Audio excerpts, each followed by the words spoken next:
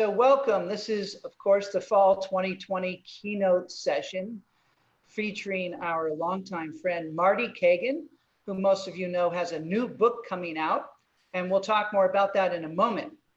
I'm going to introduce, we have a special host today, Vidya Dynamani, longtime friend, member, and moderator of the councils. I've known Vidya for over 10 years. First met her when she was a product executive at Intuit, and joined at that time Collaborative Gain as a member. In fact, she brought me down to give a customers included talk with her team there in San Diego. And then when she started her own product coaching company, Product Rebels, 4 years ago, she joined our team as a moderator. She's also one of the founding partners at Ad Astra Ventures, a venture group and early stage fund that importantly helps female founders lead authentically by understanding and combating implicit bias. By the way, Vidya herself just finished a book, which we'll be hearing about in the coming months. And meanwhile, I'm excited she's agreed to join us today and host this session with our longtime friend, Marty Cagan. Marty and I met about 20 years ago, and he's been, frankly, a great friend to me personally, and of course to our councils and to many of you. Vidya will introduce Marty, and then she will host the Q&A. So during the talk, if you have questions, Vidya will explain this. You can put them in chat, and she'll work with you to get those answers. And of course, this is all about his long-anticipated new book, Empowered, which is coming out in a few weeks.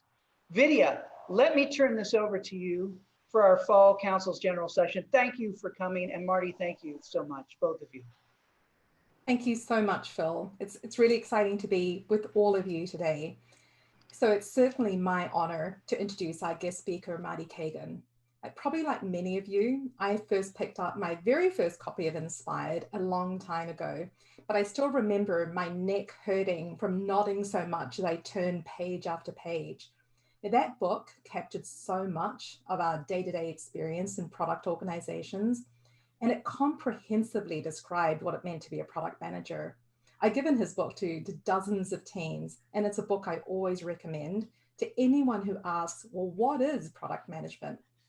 I first got to meet Marty at one of these, a Collaborative Gain event at a cocktail hour, because this is not the first time that Phil has brought Marty to us. But the very last time we met was very special. Marty had come down to San Diego to give us a talk. And it's the first time in 3 years with our product organization down here, a community, that I've charged for a talk, and it was sold out. We got to donate thousands of dollars to Marty's charity, the Red Cross, and it was just a really special evening when we still had a chance to get together. And our product community, even now, nearly a year later, is still buzzing. I've heard him talk multiple times, and every time he leaves me thinking a little bit differently about the craft of product management. Okay, so now I'll stop being a fan and I'll give you some facts about him. Before founding the Silicon Valley Product Group, Marty was an executive responsible for defining and building products for some great companies, including HP, Netscape, and eBay. During his career, Marty's personally performed and managed most of the roles in a modern software product organization. So that includes product management and software development, product marketing, user experience design, testing, engineering management, and general management. And I think that's why we trust him. He's been there, he's done all of this. As part of his work at SVPG, Marty's spoken at major conferences and top companies around the world. And so I feel very fortunate that we're one of the first to hear his latest thoughts on the differences between how the best companies work and then the rest. He's going to be talking, I'm sure, a ton about culture, process, roles, techniques, and how strong companies empower their people. His new book is called Empowered: Ordinary People, Extraordinary Products. And I have a feeling that we're going to walk away thinking a little differently about the craft of product leadership. So before I turn it over to Marty, one quick logistic. As Phil said, Marty is happy to take questions all through this talk. So I'll be monitoring the chat. So if you have a question right in the moment of time, as he gives us all this great information, just put your questions in and I'm going to be able to interrupt him. He gave me permission. There's also going to be lots of time after the talk for questions. So without further ado, I know you're all clapping furiously, so please join me in welcoming Marty. There's a clap for you, Marty. It's thousands of people. Thank you very much. I appreciate it, Vidya and Phil. And it's good to see everybody again for the council. It's been a while since I had a chance to sit down with the group, the members. And as you probably know, I really enjoy, I mean, the group, which is the council members, is very much the group that I think is sort of my tribe. And I love spending time with product leaders. This talk is very much aimed at you. So when we were talking earlier about me maybe doing this, I really did want to aim this talk at you. And it's not an accident. The book is very much aimed at you. This talk does, it does reinforce a lot of the topics in the book. But those of you who've maybe been following my writing for the last 2 years, I've been focused on product leaders in my writing.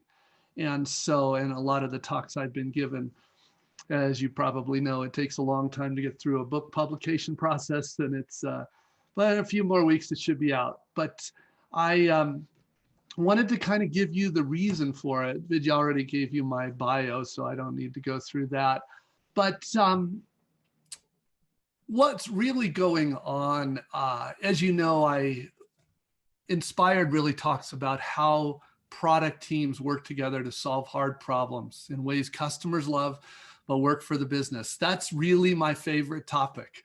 And I love all the different techniques that people invent out there. And I'm really just a curator and evangelist for all these different techniques. And I find great companies are really good at having these kinds of teams. But one of the things that Inspired really showed me was as a book, it went to product teams really all over the world, much to my surprise. It just went all over the world. And it was distressing, however, to find how many people told me that even though they want to work this way, they're not in a company that really allows them to work this way. And this I found really striking and frustrating. And I wanted to focus on that. And it's not like it caught me totally by surprise, but the magnitude of this still takes my breath away. How many companies are not following the practices of the best companies in the world? And it's not like the best companies in the world just do great products. They're also the most financially successful companies in the world. So if nothing else, you would think that greed would motivate more of these companies to get serious about product. But I think there's a lot of reasons, kind of another talk on all the different reasons why companies don't work the way the best companies do. But I wanted to focus this next book on the reason why, on the people really that are either gonna make it happen or not. And that's really product leaders. I actually dedicated the new book to Bill Campbell. For those that don't know Bill Campbell, he was known as the coach of Silicon Valley, passed away a couple of years ago. But and I also never was lucky enough to be personally coached by him. I had met him several times because 3 of my managers in my career were personally coached by him.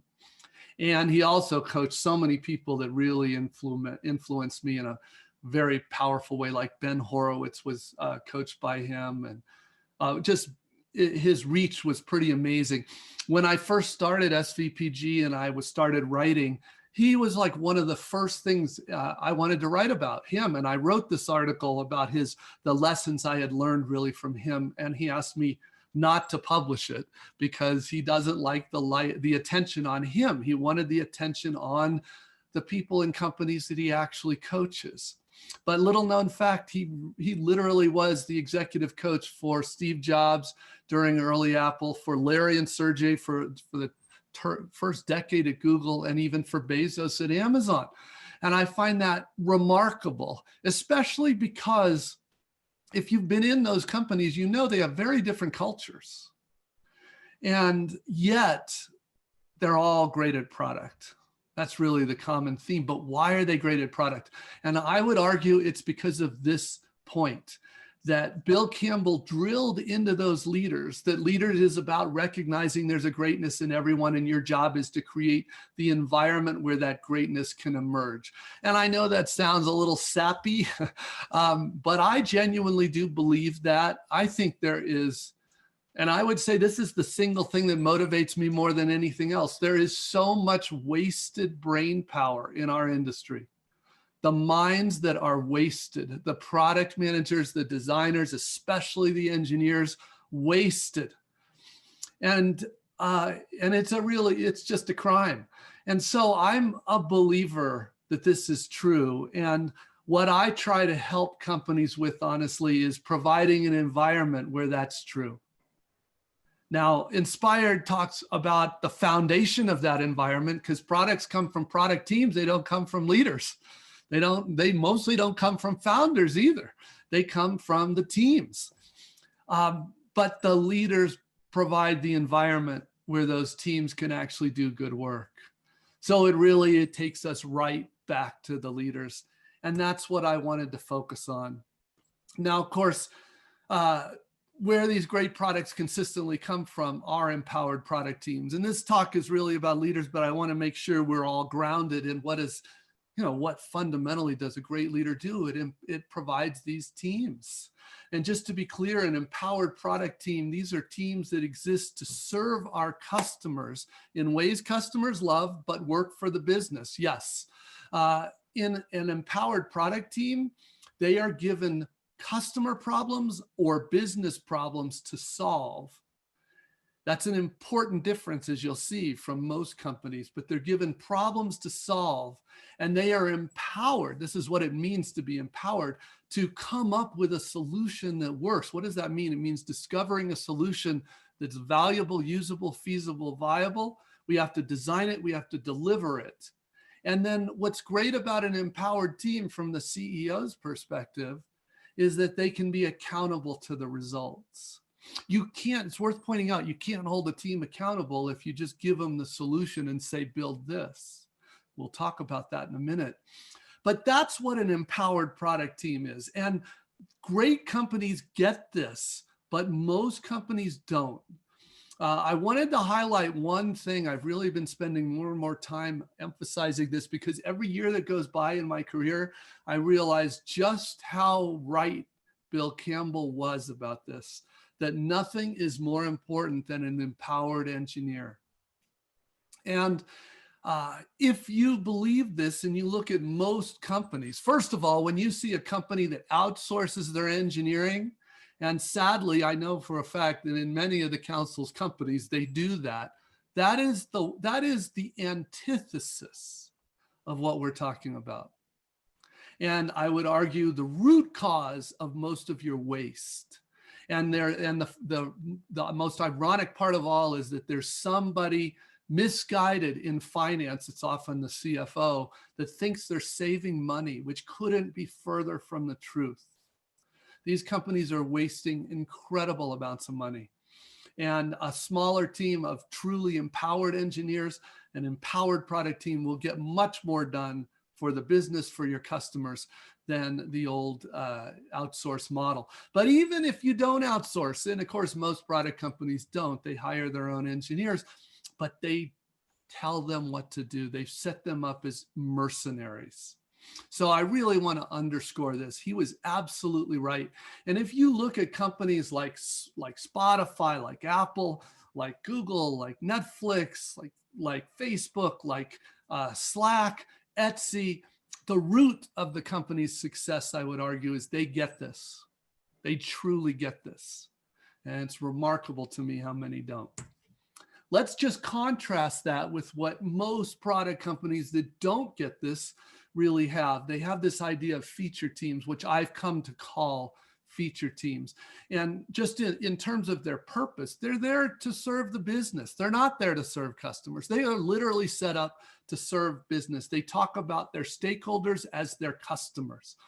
And a consequence of that is that most of those teams are not given problems to solve. They're given a roadmap of features and projects, which is worth pointing out, is output to, and then they're not asked to discover a solution, they're given a solution. Of course, that doesn't mean the solution will work, but they're given a feature to build. And then, yes, they're told to design it. So they have to have their designer do some wireframes, maybe a little usability testing. And then it goes on the backlog and the engineers build it. It's worth pointing out, there is no discovery on a feature team. They might call their design work discovery, but it's not discovery in any sense, because they are just building what they've been told to build. They're not there to discover the solution. And it's also worth pointing out that in this model, even if you're not outsourcing your engineers, the team members are mercenaries. They are there to build what they're told to build. And as such, you can't hold them accountable to results. And many of you know an even bigger consequence of mercenaries is the level of motivation is nothing like it is on an empowered product team of missionaries. Hey, So before you go on, there's a couple of questions. And I think there's people are really, the attention, you've caught the attention. So what the first one is there a way to quantify this? Because if there is a CFO making this call and you talk about waste, how can you help the audience listening have this conversation? So I think what you're asking is, how do you quantify the advantage of empowered teams versus feature teams? Right. And of course, the main answer to that is business results. And of course, it's also important to point out that an empowered product team does not guarantee you will be the next Apple. It doesn't guarantee that at all. It's all about, in my view, it's all about odds, playing the odds. What's the best chance of having continual success, continuous innovation on behalf of your customer? It's to use these techniques and it's not an accident. Of course, you can argue, well, is it just correlation that that Apple and Amazon and Google and the long list of these sort of top-rated companies are using these techniques, or is it really causation? I believe it's causation, but as you know, that's a tough one to prove. But I always tell companies that aren't sure to just do a test. Try it out. Try it out. So if you've got 100 product teams, take a couple and let them work this way and see if the results aren't better. But one of the nice things about empowered product teams, it's all about outcome. So if you don't see the business results, you haven't improved anything. So have you seen, is it all or nothing? Is there an option for a hybrid model that you've ever seen working? Well, you're getting now into the topic of transformation, which is my last topic actually on this, is how do you, and so many people want me to say, yes, you can have a hybrid, but they will probably be disappointed with what I say on that. No. Well, okay, another way of framing that, is it okay to waste the minds of half your people on your teams? Well, maybe it's better than wasting all of them. I'm going to keep going. There's more questions. I promise you, keep going. I'll get to them, but I want to keep Marty to keep going because I know there's a lot more to come. All right. Good. And, this, I could probably just talk about this one point, product teams versus feature teams. And a number of my talks do that. And I am happy to talk to the questions around that. But what the real bulk of this talk is about is what's the key to moving to empowered product teams? And the answer, of course, is leadership, product leadership, the leaders of product management, product design, and engineering. And so that's really what I was focusing on here. Okay, so let's talk about it. There is a simple litmus test for whether or not you have empowered product teams. I would love nothing more than if everybody on the call told me you had this, but of course I'm not naive. I know that's not the case. So first test is cross-functional teams, truly staffed with competent people. So that means a serious product manager. It's worth pointing out on a feature team, they all have a product manager, somebody by that title, but they're really project managers. And the biggest gap in skill is usually right there. But anyway, I'm talking on a cross-functional means a real product manager, a real product designer, and somewhere between 2 and 10 engineers that are not outsourced. Okay, that's a typical empowered product team. Empowered, it means they're given problems to solve rather than features to build. And the team is allowed to figure out the best way to solve those problems. And finally, they're accountable for solving the customer or business problem. They're accountable to outcome. Shipping a feature on a date at a cost that's output. Obviously, we do a lot of shipping if you want to achieve an outcome, but the shipping is the means. The outcome is the ends. So, and we're talking business outcomes, real outcomes. All right, so that's the litmus test for whether or not you have empowered teams. All right, so let's get into it. Product leadership. In empowered organizations, and the truth is this is true even when companies move to Agile, because most of them that I meet, they originally moved to Agile because they wanted to become empowered, but they didn't. But because Agile is only one little step towards this, unfortunately, it's a much bigger endeavor to transform. But empowered organizations know that you don't need less leadership and management, you need more and better. Not more, better leadership and management. That's where we're going. So I am going to when I said I wanted to throw a lot at you in this talk, so many people I meet tell me they're leaders. Of course, I mostly meet with leaders, and they tell me they are all in. Their company has realized they have to transform. Amazon's coming after them. That's the single most common reason I hear that finally motivated the company to sort of get religion. And so Amazon's coming after them now. They've got to take this seriously. And then I explain to them their job, and they're like, oh my God, I had no idea. I'm doing basically none of this well. And they don't realize the real difference between companies with empowered teams and not is the role of leadership. And again, when I say product leaders, I mean the leaders of product management, product design, and engineering. Those are the three leadership competencies that we've got to cover. And these are the major topics. Now, I'm going to go through at one level deeper all 6 of these topics, but you can start to see why the new book took more than 400 pages. These are not small topics. These are pretty massive topics. And so I really wanted to give leaders the tools they need to try to up their game so that they can raise the bar for the product teams. All right. And so we'll walk through each of these. Coaching is that's really the biggest single responsibility for leaders in those 3 areas. Product vision, I call it the gift that keeps on giving. That is such a critical thing that so many teams don't really do what they need to. Team topology is something all of you, I bet money, all of you struggle with. Team topology says, how do we break up our squads, our product teams, in order to give them a lot of empowerment, a lot of autonomy, but get all the work done we need. Product strategy, that is probably the topic that I spend the most time with organizations. Product strategy is how we figure out what we really need to do. What are those problems we need to solve? Team objectives are how we solve that, how we assign that work to product teams. And then especially in medium and large companies, ongoing evangelism is absolutely critical. So these are the responsibilities of the product leaders. Now, most product leaders, if you've got a feature team organization, you really don't have, you still have to deal with topology. So you have to deal with that. You obviously have to deal a little with staffing, but mostly it's a facilitator role, a leadership in a feature team organization, sort of to make sure that the stakeholders get what they need. And that is just such a completely different job.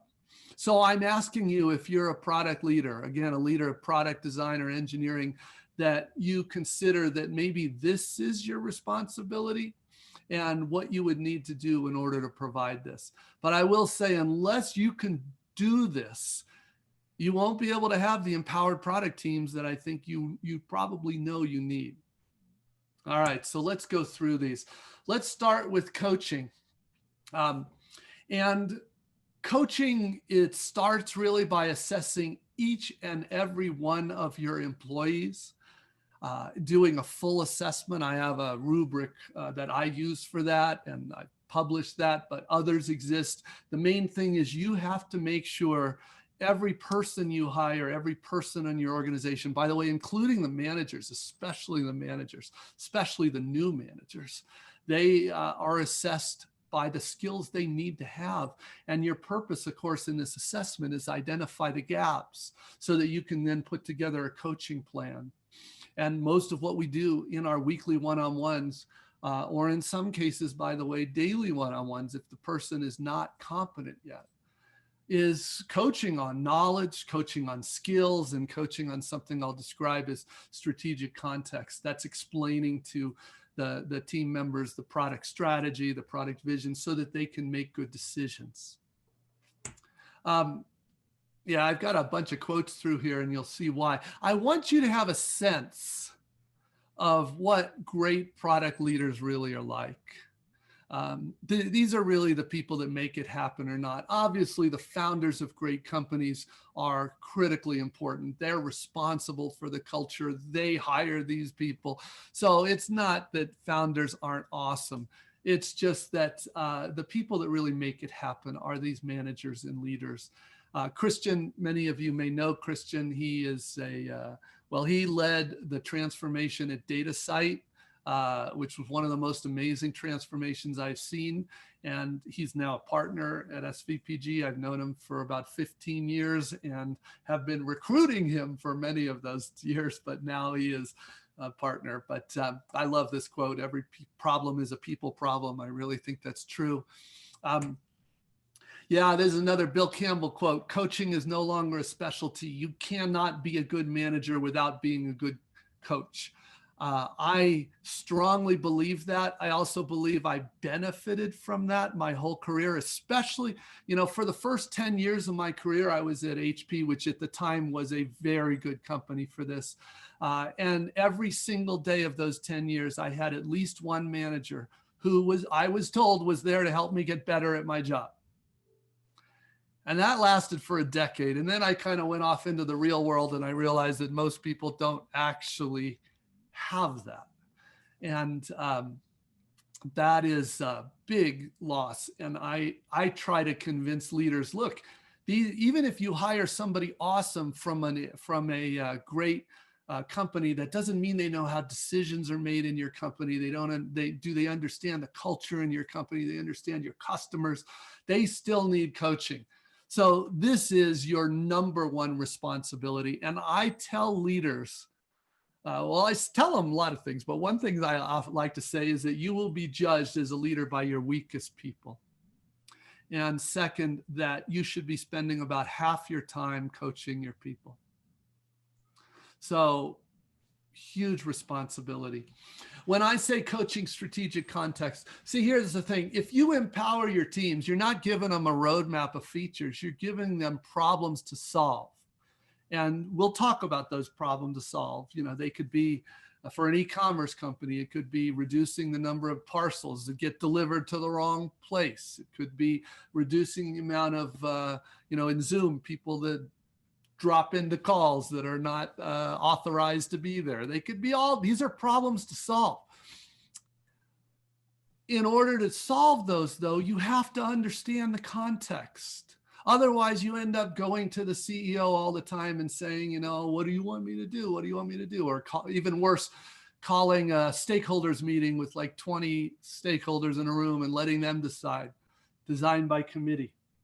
Not what we're talking about. So you need to give the teams the context, what that is, what's the mission of the company, not hard to know, what are the big company objectives, but where it really gets real is the product vision and principles, the team topology, and then the product strategy. Those are the key parts of the strategic context. So you have to share this with each of your members of the teams, especially the product managers, designers, and tech leads.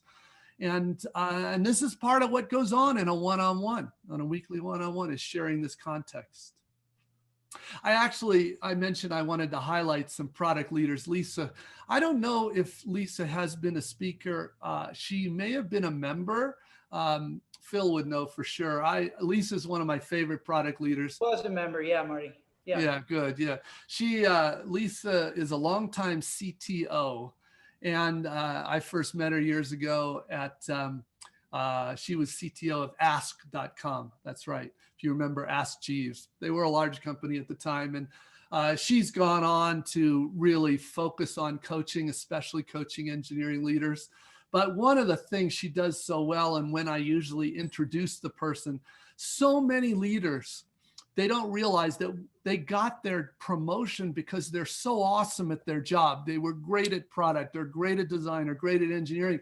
But as you know, as a leader, our product is not the product. Our product are the people. So it really can be tough for leaders to realize that the skills that got them where they are not the skills they need going forward. A lot of people go through a lot of personal struggles with that. A lot of people never make that transition to a great leader. But Lisa has been through that, and but anyway, she's right. And it does take some real courage to realize those changes. All right, product vision. Product vision is, a lot of people confuse. They think it's a mission statement, like, organize the world's information. That's a mission statement. That's not a product vision. Product vision is much more tangible. It's also, by the way, our #1 recruiting tool for recruiting strong product people. So it's worth really doing a good job on the vision. But a vision is really telling the story of where you want to be 3 to 5 years from now in software, 5 to 10 years from now for devices. And it's all about putting those customers front and center. The company objectives are all financial, really. They are telling it from the investor's point of view, what we need to do. But the product vision is our primary place that tells this story from the customer's point of view. How does their life get better? In 3 years, how will it be better? Really, for all the different kinds of users. So that's the heart of the vision. Also, the big benefit of the vision, and another common mistake, is that they'll have each product team do their own vision, which is completely misses the point of a product vision. The product vision is meant to be that North Star, so that if we've got 25 squads or product teams in our company, all working on different parts of the puzzle, we all need to know, yes, we know what we're focused on right now. That's what we get from our objectives, but we need to know how it all rolls up into something meaningful. And that's what the product vision shares with us. That's why it's often called a North Star. It also, the vision it shows us that our work is meaningful. Just getting financial results is, for a lot of people, hard to get really long-term motivated for, but to really improve the lives of people is very motivating. And not just for a week or two, often for years. And that's what we're looking for. Another dimension is we need to decide, make some bets on meaningful trends. What are the trends that matter? Is machine learning relevant to you? Is mobile relevant to you? Is consumerization of the enterprise relevant to you? Is big data relevant to you? You have to decide which trends are meaningful and ones that you are going to bet your product vision and strategy on. It's worth noting that the product vision drives two of the most important things in a tech product organization. It drives the architecture, right? How would the engineers know the necessary architecture if they don't have a good product vision? One of two things happens if you don't have a good product vision. One is they guess, which is a very expensive mistake, most likely, because these are multi-million-dollar investments for architecture. And the other is more common problem is they just end up building a new architecture for what you needed last 5 years, not the next 5 years. So they build a new architecture for what you already have, not what you need. So the vision is critical for driving that architecture. It also drives the team topology, because the purpose of our product teams is to deliver on this vision. So those are two major artifacts, if you will, the architecture and the topology that come from the vision. And of course, the vision also reflects our values, ethics, and so it really is a fundamental deliverable from, it's ultimately the responsibility of your head of product, but they have to do it in a way that the CEO and the other key leaders feel real ownership of, because remember, they are out there selling this vision almost every day with prospective customers, with investors, with board members.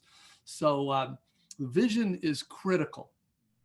Marty, before you move off vision, there's a question about the question's about vision videos, but I'm going to lift it up and talk more about broadly ways to communicate the vision. So this person specifically asked about snazzy product vision videos, but just generally, how have you seen, what examples have you seen of communicating that really effectively? Well, two things. First of all, I kind of need to keep it at a high level just because, as you saw, we have a lot of things that would literally be a solid day rather than an hour for us to go into each one.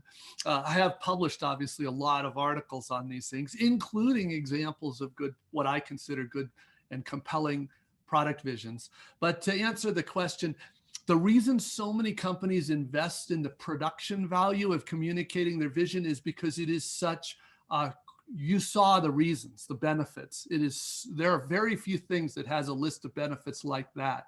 So you have to realize the vision is fundamentally a persuasive tool, right? It is a persuasive tool. You are trying to persuade the company, the teams, prospective investors, often prospective customers. And so it's worth really making it compelling. By far, the common way that I see good companies do this is they create a vision type, which is a user prototype of the vision. It doesn't actually do anything. If we knew how to do it, it wouldn't be a 5-year vision, right? It would be more like 5 months. So we don't know how to do it. So it is a leap of faith. And then they make a video of that prototype so that they can make it more emotional, right? They can add a music soundtrack if they want to. They can have some great quotes in there. They can control the production. So obviously you can take that prototype and personally demo it, and that's powerful too. But a lot of companies will make a video of that demo so that it shows it in its best light. There's also some real subtlety here because you want it to be compelling, but you don't want it to be prescriptive. So you want to control how much detail is actually seen. Yeah, it's a great topic, but I'd point people to the articles about that for sure. All right. I don't know how many of you know Shanlin. I don't think she's been a member, but maybe I certainly would have told her. I met her when she was the original product manager at Gilt Group in New York City. She is now the founder and CEO of one of my favorite companies, Zola. Many of you may know they do wedding services. But Shanlin is just a fabulous leader in general. That is truly passionate about product, truly passionate about empowering and the power of people. Another great person. In my new book, I actually profiled 8 product leaders and tell more about their backstory and what made them great product leaders. And Shanlin is definitely one of them.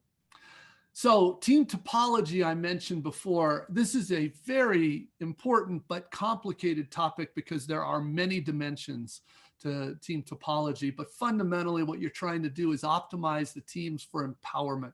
You want them to feel empowered.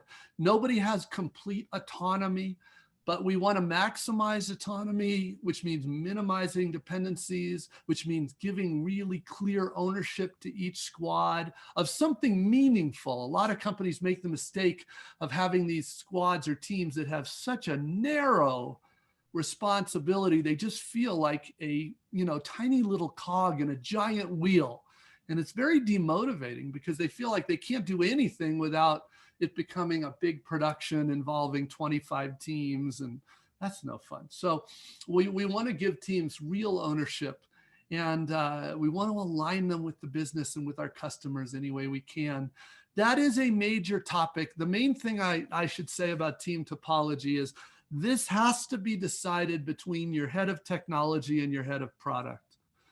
because it's by definition a negotiation between the two. We're trying to maximize for these factors. Okay. Oh, Debbie Meredith's another great one. I don't think I've ever introduced her to the councils because she's a longtime engineering leader. She has built quite a reputation going in to companies that need a major turnaround in their engineering organization. And she, of course, you can imagine the kinds of things she finds when she often joins, but their goal is to be awesome, and she comes out leaving them awesome. And she has done that for so many companies. I first met Debbie. She was actually the head of engineering for the Netscape browser, which was a major product in its day. And but yeah, it's all about building this trust and showing them how to work together and the benefits of empowerment. And she's spot on right. This is the key to successful companies. Product strategy, like I mentioned, is really one of the most important and ongoing topics with product leaders. There are 4 main steps to these product strategies. We have to focus on what's really the important levers for the business. Then we're looking for insights. Those insights typically, they can come from the data. They usually do. They can come from our users. They often do. That's another great side. They can come from the technology. They can come from the industry. But one way or another, we are looking for insights that help determine the best way to solve those problems. And then we turn those insights into problems to solve for the specific teams. That's the actions. And then as leaders, we are managing that work. What that means is that in a servant leadership sense, as teams get to work on the problems, some teams make faster progress than others, some run into obstacles, some uncover dependencies they didn't anticipate, and we need to be there as leaders to remove those obstacles. Many of you probably know April Underwood. She's the original head of product at Slack, another strong product leader. And yeah, it's just speaking to the importance of strategy. You really have to understand the business. You really have to understand the constraints. Great products really are solving for customers and the business, and too many product leaders forget that. Once you decide to give the work to the teams, and fundamentally there's 2 ways to do that. You can give them a roadmap, or you can give them problems to solve. One is empowering and the other is not. Now, don't get me wrong. A lot of times even if you empower a team, they may do some of the same features that would have been on that roadmap you would have given them. That happens a lot. But the difference is they own it. They own it. So if that feature doesn't work, they don't just say, well, we did what you told us to do. We did our job. It's your fault. They say, well, let's iterate on that, or let's try a different approach. So it really does make a big difference to have that, I believe, the empowering. And of course, how to empower, this is another major topic. Of course, the main technique companies use for this is OKRs. And just to be clear, this is specifically what OKRs were created by Andy Grove for at Intel. Unfortunately, most companies that use OKRs have feature teams, and it's a total mismatch. And they see that. They know that because they basically say it's giving no real value. It's just OKR theater. So what I'm describing here is how OKRs were intended to be used, which was to empower a team. I love this. Avid is another great product leader. Long time at Google Ventures, also led most recently product at Cobalt Music. Leaders should articulate what needs to be done and why, and then let the team figure out how to do it. That is what empowerment is all about. So let me try to bring these together. I know I'm fire hosing you with all kinds of stuff here, but I kind of wanted to give you the 100,000-foot view of product. But I want to try to tie these together. Our job in product is to make the vision a reality. And so that starts with that product vision, which describes the future you're trying to create. The product strategy helps us decide which specific problems we need to solve in order to deliver on that vision. The team objectives are how we assign those problems to product teams. Now, once we've given a team a problem, product discovery is how they come up with a solution to that problem. Valuable, usable, feasible, viable. Once they've got reasonable confidence that they have a solution to that problem, then their engineers build it. That's product delivery. That's building the solution and delivering it to market. That's how these concepts fit together. These are kind of the 5 major concepts of a tech product organization: the vision, the strategy, the objectives, discovery, and delivery. So this is what, as leaders, you're really helping your team understand. And then this final point is really on evangelism and how important it is to be ongoing. Many of you know John Doerr, the VC, but he's famous for this line: we need teams of missionaries, not teams of mercenaries. Andy Grove felt the same way. By the way, Andy Grove was literally John Doerr's boss at Intel. And yes, when you empower them, they're missionaries. If you give them a roadmap, they're mercenaries. If you outsource, they're literally mercenaries, not just figuratively mercenaries. All right. Then the last topic I wanted to throw at you here was, I'm hoping, and I think it's probably likely that many of you know this, that you want to transform. You may not have known all the work you need to do as a leader, but you want to transform. But that begs the question of how do you transform? And the first thing I would say is it is hard. I have seen way more companies try and fail at transformation than succeed. But I have seen several succeed, and there are certain themes. And I think my partners and I have learned that these are the biggest prerequisite, is that the senior leadership, starting with the CEO, needs to really be on board. Now, most of them will give. I met a CEO recently that gave me this beautiful statement and shared that this is what they had told in their annual, to the company. Beautiful statement of, this is what we believe. And it talked about empowering the minds and letting people solve hard problems. And then literally not 30 minutes later, they told me they were outsourcing their engineers. And I'm like, what are you talking about? So what do I believe? The beautiful rhetoric or the fact that you're outsourcing your engineers? So you really need to see if they, now it's also true that probably the leaders didn't even understand how deadly damaging that was. They were just listening to some ill-advised CFO or ill-advised CIO, but they need to connect the dots there. And the senior leaders really need to be on board. Otherwise, it's almost impossible for a transformation to happen. But and it doesn't count, by the way, when that CEO just says, okay, I've hired a chief digital officer and let that person worry about it. The reason that doesn't work is because the changes, transforming an organization is more than just product design and engineering. It impacts finance, it impacts HR, it impacts sales and marketing. Those parts of the company will not do what they need to if they don't have the support and air cover from the senior leaders. So that's the prerequisite. Now, once that prerequisite is there, it starts with you, making sure the necessary leadership is in place.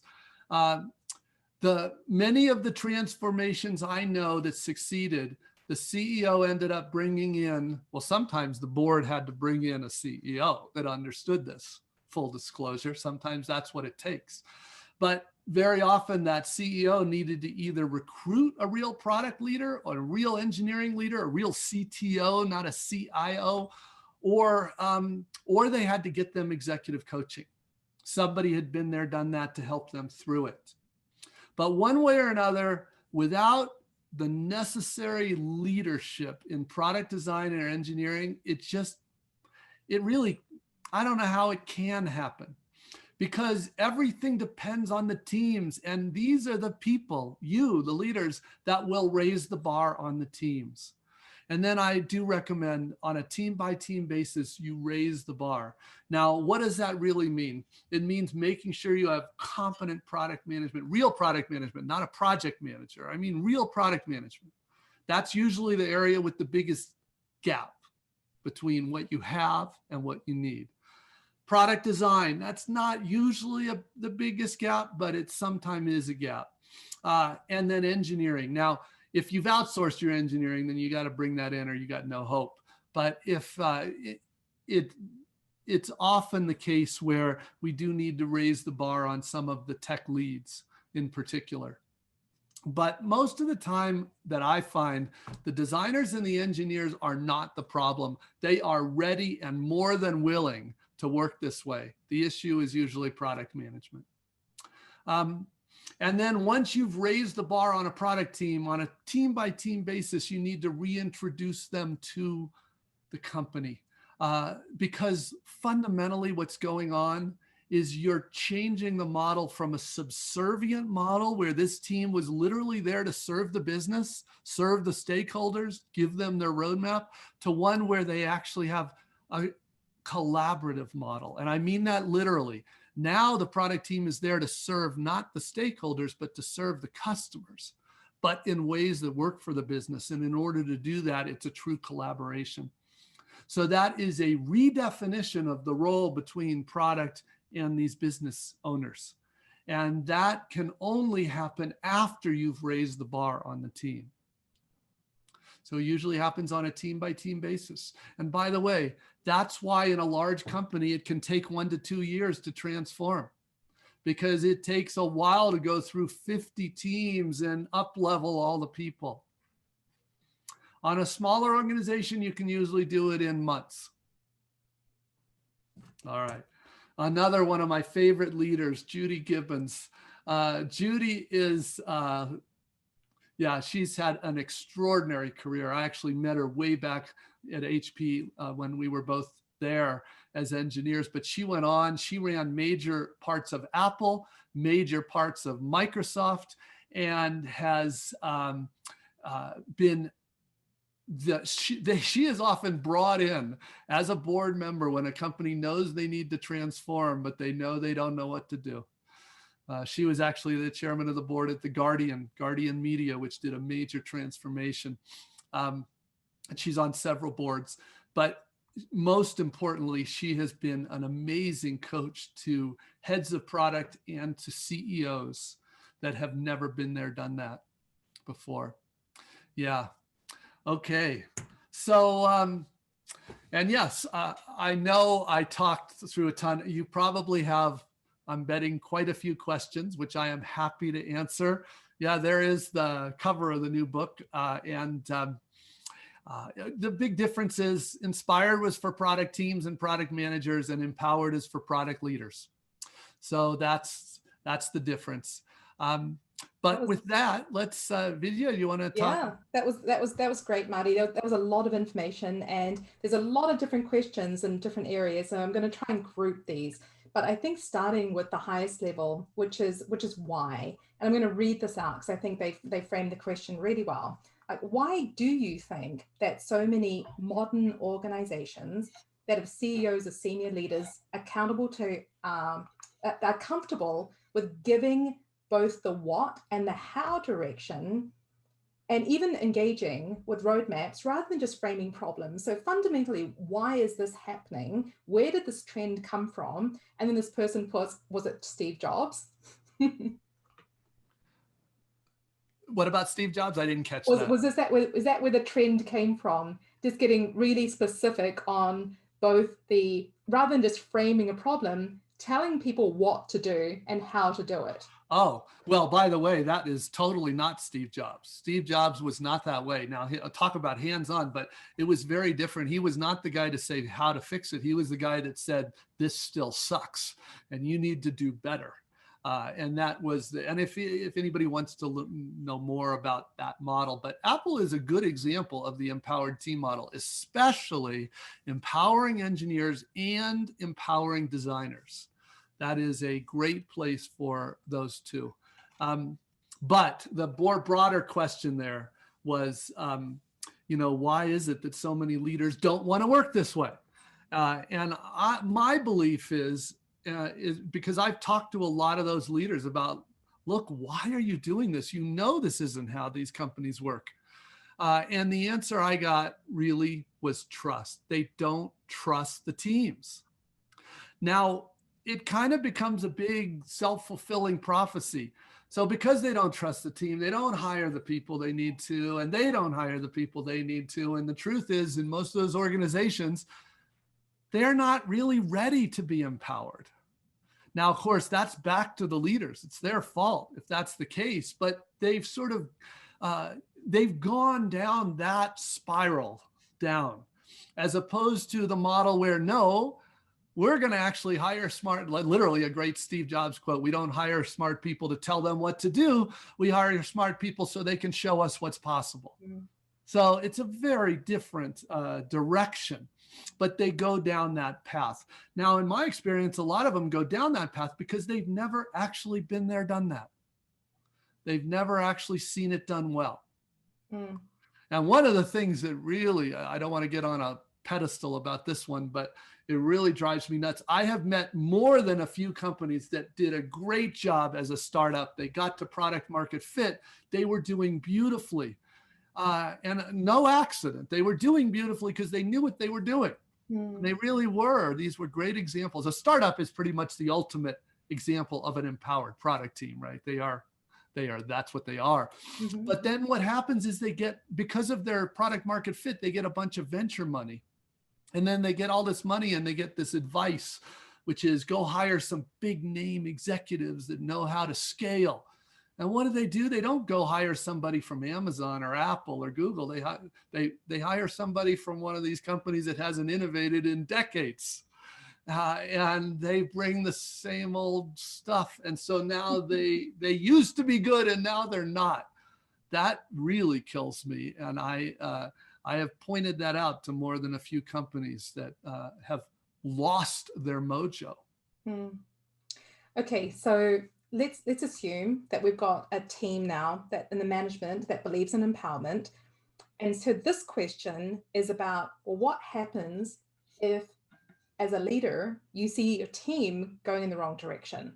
Like, what does that look like? Do you course correct? How do you do that without taking away this sense of autonomy and empowerment? Good. Well, that's why I started with coaching. And this is exactly what we're doing in coaching. Now, to be clear, there are a couple models for this, but 95% of companies do it the same way. Product managers report to some director of product management. Designers report to some director of design, and engineers report to some dev manager or engineering director. And the reason they all report to somebody like that is because they're there to help them get better at their job. And it really is true at a good company. I introduced a person, this was like a year ago now, who was at a company that I thought this person was, had come to one of my public workshops, and I thought this person was quite good. But she was at a company that was definitely a feature team company. And she reached out at some point and said, I'm ready to leave. And I had introduced her, and she got a job at Google. And she told me that she came back to me 2 months later, 60 days later, and because I asked her how it was going, she said, I have done more and learned more in the last 2 months than in my entire career before. Now, this is the same person. She did not have a, different brain, once she joined a different company. It's the same mind. The difference is she was in an environment that actually used that mind, and an environment which had a manager who was actually coaching her. So I wasn't surprised at this. It's just that she was surprised at the difference of what she could accomplish in one environment versus the other. So, it really is dramatic, that difference. It's so interesting when and going back to starting with coaching, there's a specific question around about the coaching. We've just talked about, if there's course correction, this is what you do. But in the context, why did you say you want to create and share strategic context and one-on-ones? Because the question from our member is, doesn't it make more sense to do the strategic context in bigger groups or writing it down? And what is it about that private space and sharing strategic context that's important? Okay, good question. A totally fair question. And because I talked about the one-on-one, that doesn't mean that there isn't a session like once a quarter where you update everybody on the product strategy. That makes total sense, and I've always recommended that. However, as the person's manager, let's say, because mostly we're talking to people here who are managers of product managers. During the one-on-one, you really need to discuss this, because you need to talk about how this strategy and how this vision and how these principles apply to their team and their situation. And they will have lots of questions. Everybody's questions will be different. So as a manager who's responsible for coaching, you need to really make sure they're grokking this. And they will often ask lots of questions. Now, of course, we want to be a servant leader, not a micromanager, right? We don't want to you don't want to just say, well, okay, you clearly, let me drive. Let me just tell you what to do. That's not what we're looking for. That is not a good answer. What we're looking for is making sure they have the understanding that they need. And normally that is a combination of things we share generally and things, by the way, that we'll publish internally on a wiki site or something. We'll just say, this is, these are our product principles. But as a manager, you might point out, like, let's say the product manager suggests something that they plan to do. And you might say, well, do you remember our product principle about ethics? And are we doing that here? That's totally legit. That is coaching. Okay. I love that. I love the way that you're bringing it back to here's why, and what's important versus, again, going to the how. Okay, so let's turn our attention to COVID. It's been 8 months now, and a lot of what you've talked about is it's so much easier to do interpersonally, kind of connect. You've talked about co-location. So there's several questions around how we're impacted now to make empowered teams, to support empowered teams through COVID. So let's just start with the highest level. What does it look like now, Marty? What changes? What do we have to do differently with everyone being virtual? Yeah. Well, so there's, like with anything, there's advantages and disadvantages. At this point in the exercise, I feel like all of us have worked with a lot of teams that have seen this, and I feel like I understand much better where the advantages really are and where the disadvantages really are. And by the way, there was a user researcher at Atlassian that published a very good analysis of this, and I shared it on Twitter and LinkedIn. I thought it summarized at least what I had seen quite well. So the most important thing to keep in mind is that when you look at a product team, they're always doing two things all the time: discovery and delivery. Delivery really hasn't been hurt much by distributed teams, everybody working from home. Now, there is a big caveat to everything I'm going to say in the next few minutes, which is working from home in the case where everybody's got a good setup and they can, work anywhere in the world, but they're largely uninterrupted, is very different than what a lot of people have today and work from home, right? If you're forced to do homeschooling, if you're forced to do childcare, you may be lucky if you get even 30 minutes of uninterrupted time. And that's breaking a lot of teams, understanding of work from home, because work from home, that's a higher order problem.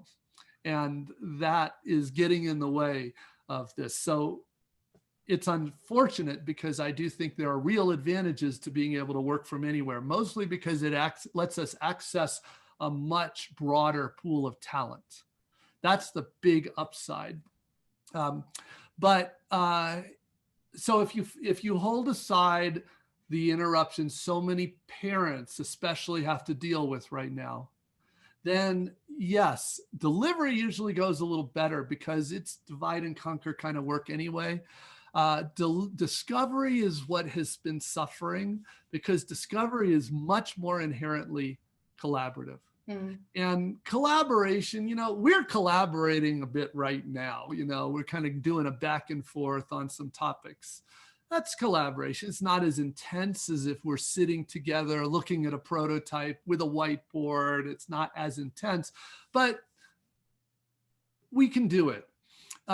There are some problems, though, that start to happen when a team is dispersed and you try to collaborate. It's harder for us to get that dynamic. When, in your Bezos or your Reed Hastings, you talk, those leaders are really missing co-location right now because they are seeing the drop off in innovation. And these are with outstanding people. So it's not about like, oh, they don't have good people. These are outstanding people, but they know that innovation is very much a function of this collaboration and frankly, relationships. And the relationships are harder to develop and harder to maintain this with virtual. And to be honest, this is what I recommend, Zoom calls. Most of them, of course, a lot of the interactions have been replaced with email and Slack. And those are both, the bad part there is that we lose so much nuance and it's easy for trust to be broken. And then you have bigger problems. So it's very hard to do the discovery work without that trust. It's very hard for a team to innovate on behalf of customers in ways that work for a business without trust. So these are the things we're struggling with. And I've been coaching the leaders on how they can coach their people on this. It does require more, not less coaching, one-on-one coaching. And it requires basically people going way out of their way to make time that syncs up with their designer and their tech leads in often inconvenient times, but you got to do it. So at a high level, I think that's what's really going on. Discovery is harder, but not impossible. I mean, I have a whole other hour-long talk about how we address the consequences of work from home, but they're really going out, how can we keep the dynamic that we need, or at least as close as possible? Okay, so the takeaway there is double down in the coaching. Got Yes. it. Yeah. So moving now to, we talked about empowered product teams, and I think we're all really clear, but a lot of where we execute is cross-functional. And this question here is around being able to hit meaningful outcomes. It's not just the core product team, but it's marketing, it's sales, it's other functions. How do you lift up that empowerment to include other functions? Okay, good question. And a really common one, obviously, when it comes to really empowering a team. This often comes up with the OKR discussion. How do you really be accountable to a result? Because the truth is, none of us ever have 100% control. At the very minimum, we depend on other product teams, but we also depend on marketing, sales. We can depend on HR for staffing things, just all kinds of dependencies. So some teams, to get the exact wrong response to that, they try to only sign up for outcomes that they completely control, which of course very much misses the point. In fact, when I was first taught OKRs and its predecessor, which was the same thing Andy Grove had originally learned. It's called management by objectives. But one of the biggest concerns was this, like, how can I be on the hook for that? It requires all these other people. And as it was explained to me, that's the point. I have to realize that I depend on sales. I depend on marketing, which means get your, behind out of the chair, go to those people. And if they are having trouble marketing your stuff, that's what it's supposed to force me to deal with it. It may mean that, maybe my product is not as easy to sell as I thought it was. That's what usually happens. It may mean that I have not invested enough into product marketing and that they don't have the tools they need to succeed. It may mean we have been ignorant of the competition and the salespeople are being blindsided by stuff that we are not preparing them for. Any of this is possible. The point of empowerment is to get the team to really take responsibility for that. And I would argue, if you're doing a product, who in a company has more ability to move the levers than the product team? Try being in sales for a quarter. See how many levers you're able to move in sales. Your entire income quota is based on that you're dependent on a product that may not be doing what it needs to do. Good luck moving those levers. So yeah, this is what it's meant to do. So I try to tell product people, this is the point. And if it's hard for you to do that, yeah, it's a hard job, but it's meant for you to go out, figure out what you need to do and make sure it happens. Now, more generally, very often product work this is what's referred to by alignment. We need to make sure that, for example, if the product organization is doing a major new product offering for a major new market, then marketing is aligned with that work, that sales is aligned with that work, so that we're all going in the same direction. The last thing you'd want is sales ramping up for one kind of market and we're doing product for a different kind of market. Absolutely. So let's just keep going on that thread. So if we, as product leaders, are there ways or what advice do you have for helping change the mindset of your peers? So as you're sitting around the table with leaders of these other functions, you're believing in an empowered product team, you're doing all the 6 things that you've talked about. Now, how do you start influencing sideways? Yeah, well, the first thing I want to say is this is why I made a big deal that the prerequisite to successful transformation is senior leadership. Mm-hmm. Because you probably can influence to a degree some of your peers, but probably not enough of them, and probably not all of them, and a lot of the critical ones, because they may come from a very different world. And, face it, we're talking about a little change in the power structure in a company. And a lot of people are not going to go along with that willingly, certainly not without the encouragement of the senior leadership. So that really is the critical. Now, of course, you don't want it all to be by edict either.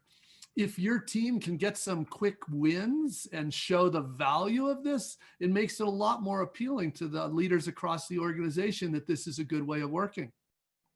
Another thing I like to do to help the other leaders understand is I like to point out to the other leaders how these other companies that I know they admire work. Because they're often very surprised that they're often surprised that there is another way of working. Mm. Interesting. So bringing in examples, and it speaks to, there's several questions about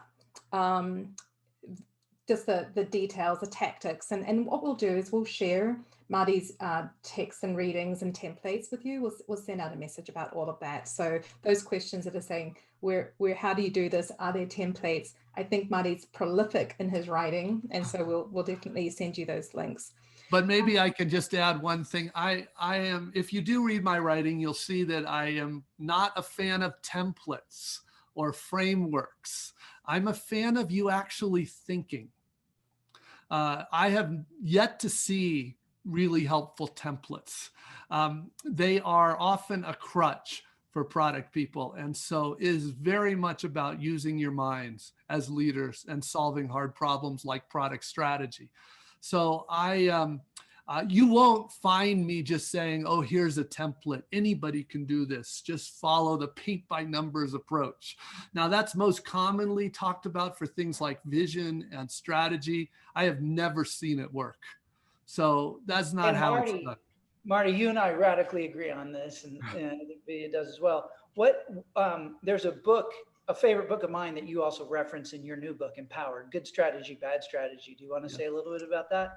Yeah, well, it's a great book. Richard Rummelt is the author, and one of the reasons I really like this guy is because he just calls that out. He says, if you're looking for some BS paint by numbers, framework or template, you're not going to find it here.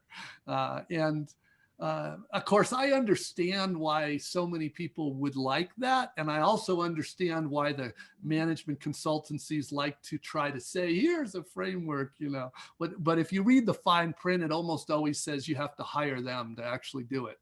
So no, that's not the way it is. Okay, I think we're coming to the last couple of questions, and this is, I'm just checking the sheet. So this is out of order, Marty. So we're just throwing these things. I don't want to miss anything. And this is from a member who goes right back to the beginning when you talk about the relationship between the Chief Product Officer and the Chief Financial Officer. And what do you see as a state of art for funding these teams? Often engineers are funded differently than product, analytics, and design. Well, what's being described there is almost certainly a feature team company where they are, one of the fundamental differences that we need to get the senior leaders to understand, and that especially is CEO and CFO. And I think the questioner will relate to this. What's really going on is they are viewing technology. They almost certainly in this company, I bet, call it IT, because they view it as a cost center. As opposed to, you go to Amazon, it's not a cost center. This is a profit center. This is line of business. So what they need to understand is the role of technology.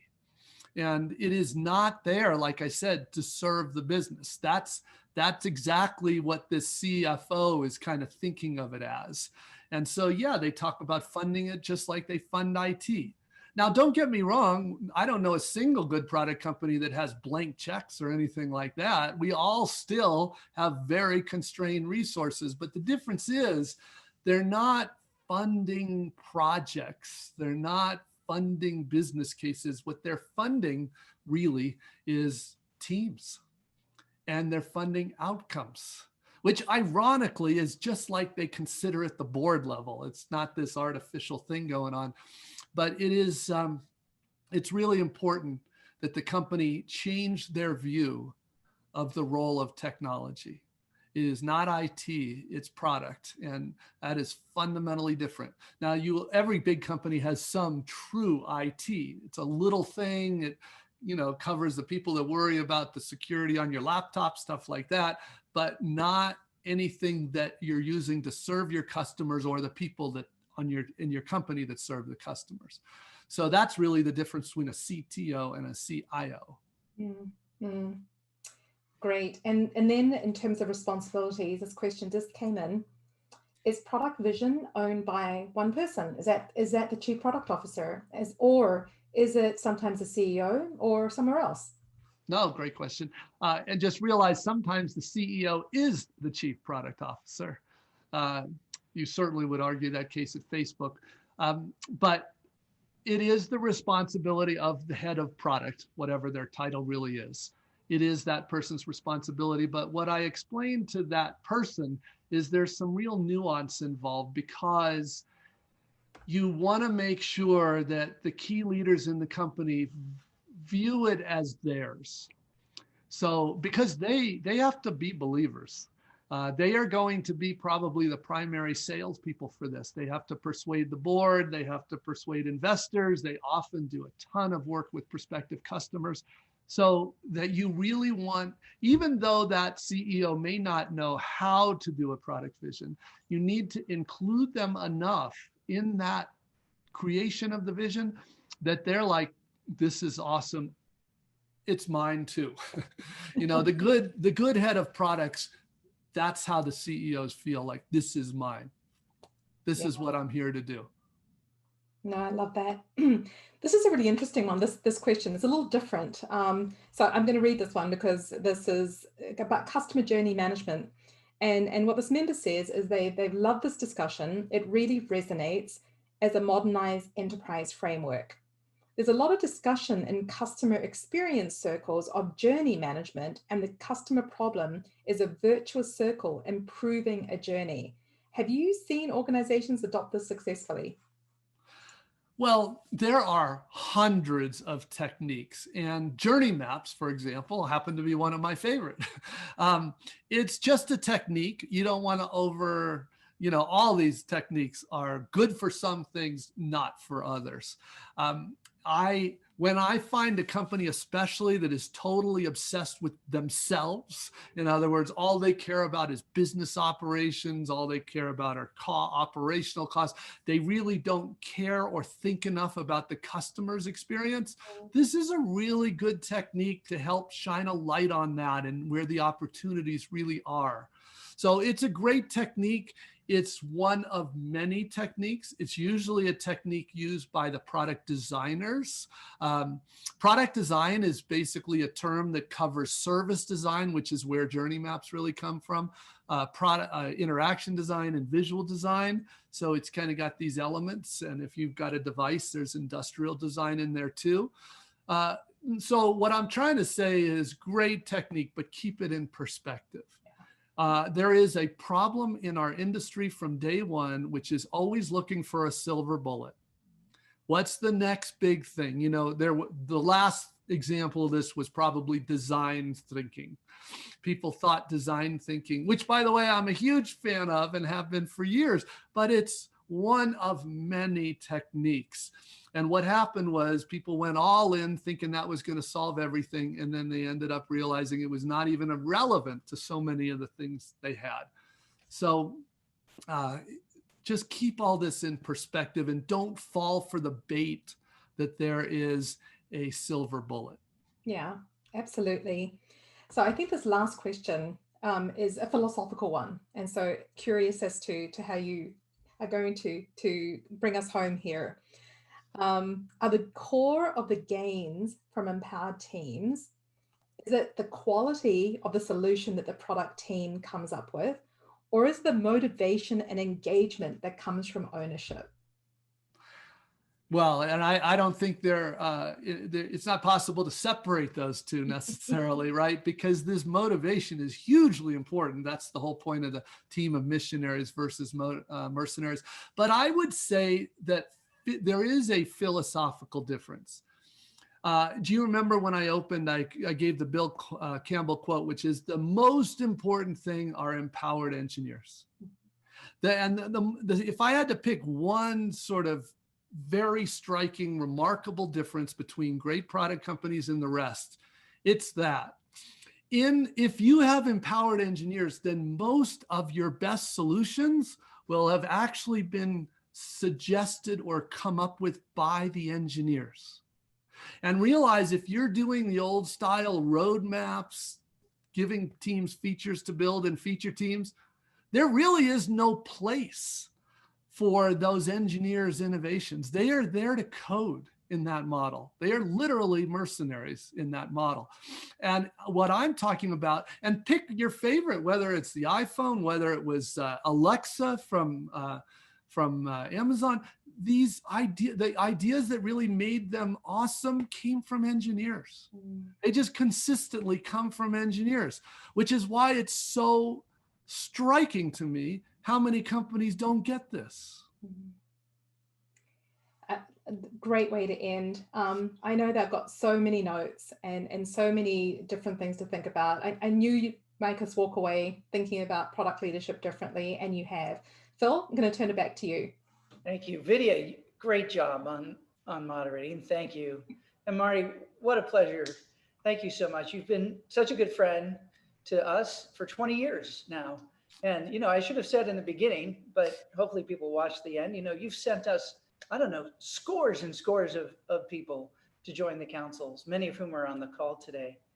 My last thought, Marty, is just going back. I wonder if you had a couple of pieces of advice around how people could start to become better at thinking.